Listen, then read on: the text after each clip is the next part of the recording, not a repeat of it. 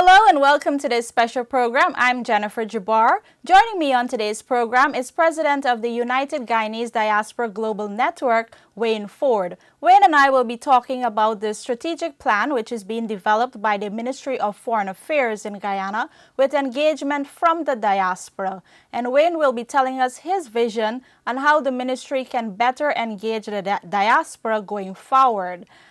Recently, the Center for Strategic and International Studies based in Washington did a study on diaspora engagement. And I'm sure you would have seen a previous report on this study, which went in depth looking at the findings of that report. This study was an in-depth study on the Guyanese diaspora with particular focus on the size, state and skills of the diaspora and the degree of engagement and public and private sector in Guyana.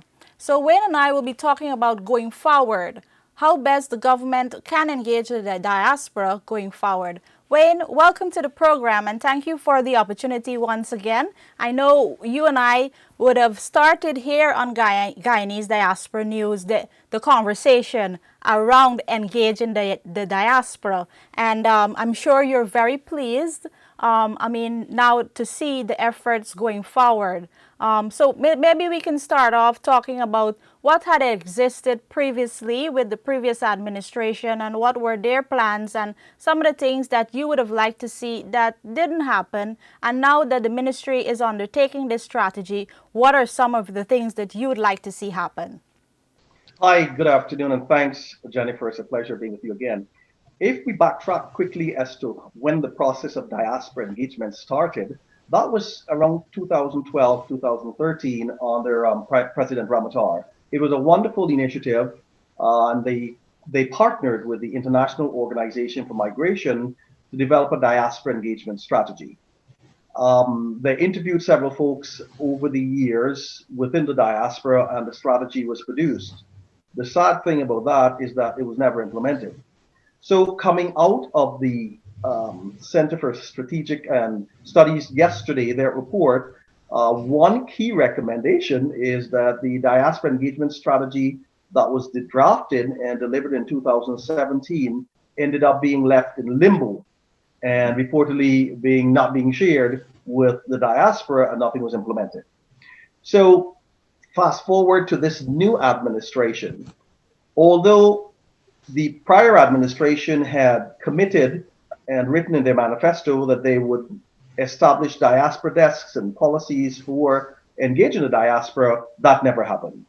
And what we're seeing right now is an aggressive approach by Minister Todd and a firm commitment by President Ali to engage the diaspora, starting by elevating the diaspora unit within the Ministry of Foreign Affairs. So that's a wonderful signal to the diaspora, because the seriousness of a government depends on where they place the diaspora affairs department. Some countries have a ministry, other countries have a sub-ministry or a national or local diaspora institution. Guyana had a unit with 2 or 3 people. So the new administration now has said, and Robert Prasad said that yesterday in our meeting, that the diaspora affairs part of the ministry will be elevated to a department. So that's good news. We're glad to hear that. So in particular, what are some of the things that you would like to see implemented? Because you're president of the United Guyanese Diaspora Global Network and you have members from all across the globe, especially from New York and Florida, and you would have been in conversations with several members. What are some of the things that, coming out of the report, they talked about developing a portal, one of the key recommendations and so forth. What are some of the things, and as well, Robert Prasad talked about a desk as well and setting up the website and so forth. What are some of the things that you would like to see? The initiative is great. The commitment is there. I think that we need to look at the things that cause diaspora engagement to not be as successful. And one of those things is when you do not have a budgetary allocation to do the things that you would like to do, or when you do piecemeal and ad hoc activities. Engagement is a process. is a partnership that requires both sides. It's a partnership between the diaspora, the government, the private sector, the NGOs, faith-based organizations, and every other stakeholder within the homeland. And as you know, any relationship or partnership is based on trust. So trust is a critical part of moving the process forward, regardless of what good intentions there are.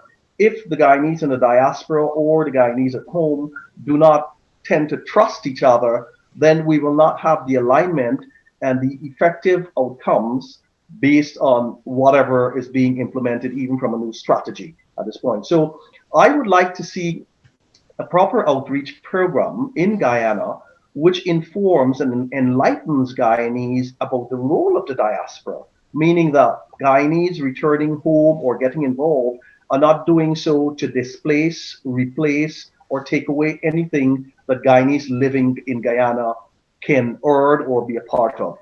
In addition to that, when addressing the diaspora, because many of us have been out of Ghana for many years and have a different approach to things, norms, behaviors, and even a different culture to a certain extent, we believe that there must be a diaspora champion. There must be a leader in the diaspora who, let's say, speaks the diaspora language to engage somebody that can be trusted or somebody that the diaspora trusts, who can move the ball forward, who can move the implementation of these strategies forward. And the analogy I have is if you're going to do business in China, you might want to have someone who speaks Chinese or someone who's Chinese if you want to open those markets. So similarly, dealing with the diaspora, it's necessary to have a champion for that cause who understands diaspora engagement, who has studied it, who is trusted in the diaspora region, and who can help align and implement the strategies. So you've said two key things there, that Guyanese in Guyana should see Guyanese in the diaspora, if they come back there to work or even if they work remotely, as adding to that, not to take away jobs and so forth. And secondly, you're asking for someone who, you know, would be stationed somewhere in the diaspora who can be a go-to person as, you know, that bridge between Guyana and the diaspora.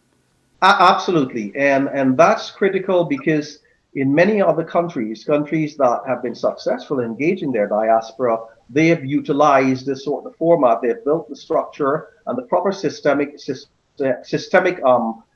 institutions to make things happen. So that is important, and they've also addressed the quote unquote tensions that exist between those who left and those who stay back.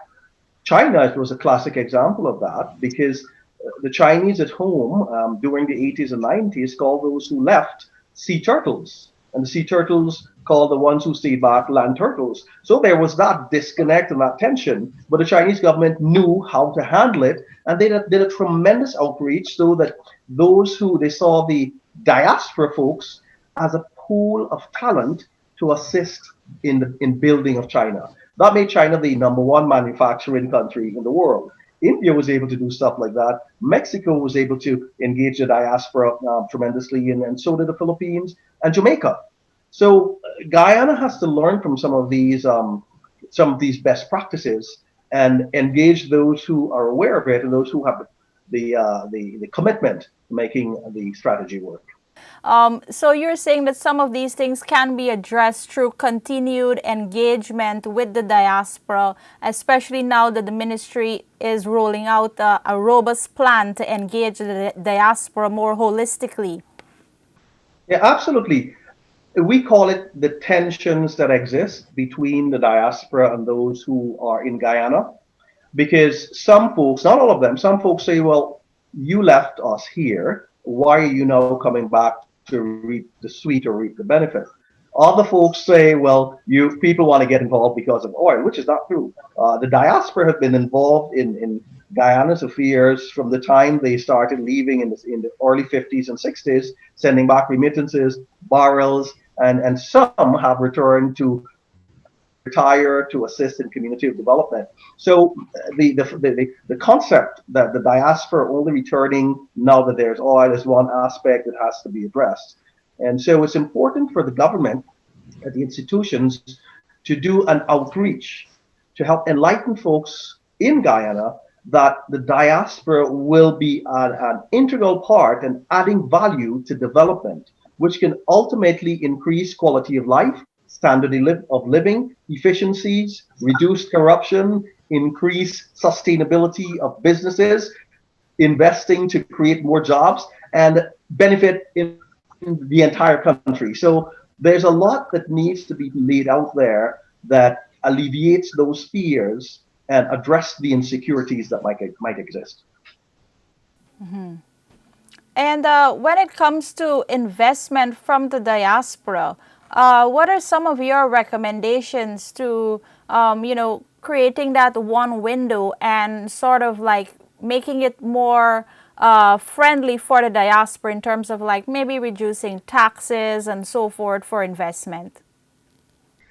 And that's a policy area. And that's a good question. It's critical to have a one-stop shop where the diaspora can access information, ask questions, and do things online. A digital strategy, as they would call it.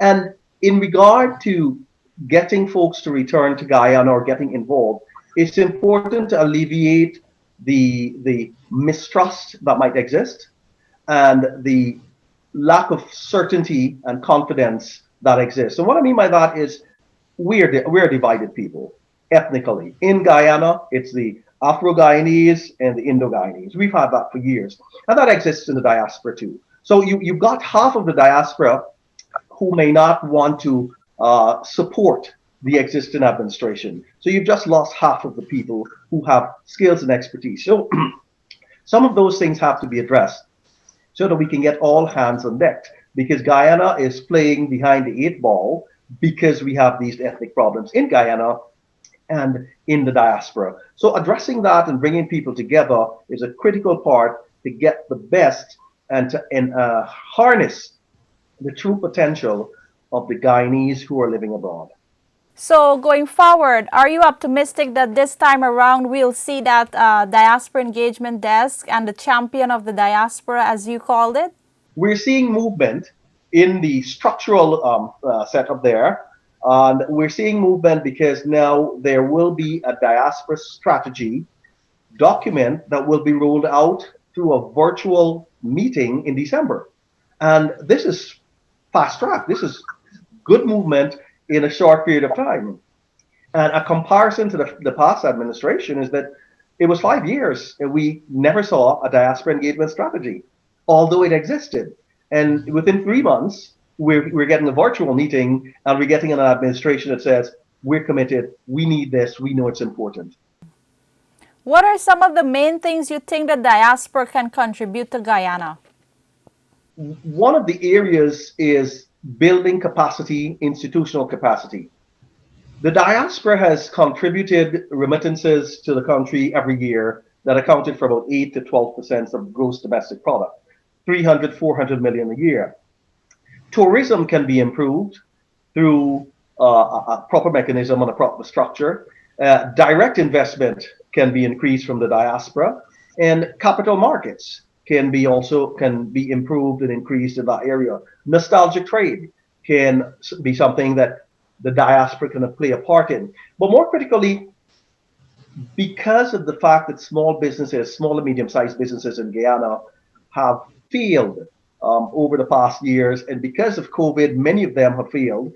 And small and medium-sized businesses form the foundation, the backbone of employment in Guyana, building wealth, and reducing poverty. So the diaspora can assist in areas of partnering, mentoring small businesses, doing courses, training, and being consultants to the private sector, to the Ministry of Business, to assist small businesses to be sustainable and to expand and improve, especially facing the COVID-19 pandemic and coming out of that with a strategy and a plan. So that's one of my fortes in terms of helping small businesses to develop and to remain sustainable so they can employ more people, they can contribute taxes for building parks and roads and the whole combination there. So there's a lot that the diaspora can offer in every aspect of Guyana's development. Wayne, I want to thank you so much today for coming on the program to tell us your views as it relates to diaspora engagement. And I'm sure as one of the key and integral persons who would be playing such a critical role as we go forward on diaspora engagement, I do hope that your contribution will be deemed highly valuable at this stage, especially now that the strategy is being implemented and your input would be so desired and required. And I'm sure it's going to be highly valuable. I'm Jennifer Jabbar. Thank you for watching.